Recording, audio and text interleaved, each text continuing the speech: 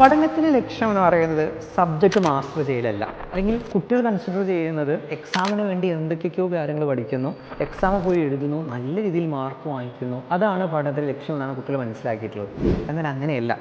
നമ്മുടെ ലക്ഷ്യം സ്വപ്നം കണ്ടുകൊണ്ട് ആ ലക്ഷ്യത്തിലോട്ട് എത്താനുള്ള വഴി കണ്ടെത്തുകയാണ് നമ്മൾ പഠനത്തിലൂടെ ചെയ്യുന്നത്. ഇങ്ങനെയാണ് എഡ്യൂക്കേഷനെ മറ്റുള്ള രാജ്യങ്ങളിൽ കുട്ടികൾ കാണുന്നത്. അവിടെ നമ്മളെ കുട്ടികൾക്ക് ഒരു പ്രോപ്പറായിട്ടുള്ള ലക്ഷ്യമില്ല എന്ന് നമ്മൾ അക്സെപ്റ്റ് ചെയ്തേ പറ്റും. ഇതിനോടൊപ്പം കൂട്ടി വായിക്കേണ്ട വേറൊരു കാര്യമാണ്, പലപ്പോഴും നമ്മൾ പറഞ്ഞു കേൾക്കാറുണ്ട്, ഇന്ന പ്രൊഫഷൻ എടുത്തിട്ട് കാര്യമില്ല, അല്ലെങ്കിൽ ഇന്ന കരിയറിന് സ്കോപ്പില്ല എന്നൊക്കെ കുട്ടികൾ പറഞ്ഞു കേൾക്കാറുണ്ട്. അവിടെ നമ്മൾ മനസ്സിലാക്കേണ്ടത്, ഇന്ത്യ എന്നുള്ള മഹാരാജ്യത്ത് ഒരു കോഴ്സിനും സ്കോപ്പില്ലായ്മ ഇല്ല എന്നുള്ളതാണ്.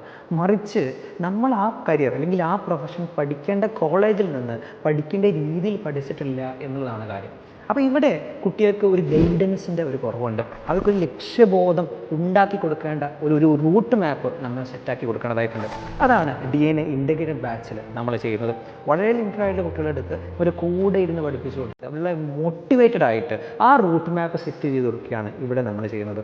ഇവിടെ എഡ്യൂക്കേഷൻ അല്ല നമ്മൾ കൊടുക്കുന്നത്, മറിച്ച് ഗൈഡഡ് ആയിട്ടുള്ള എഡ്യൂക്കേഷനാണ്.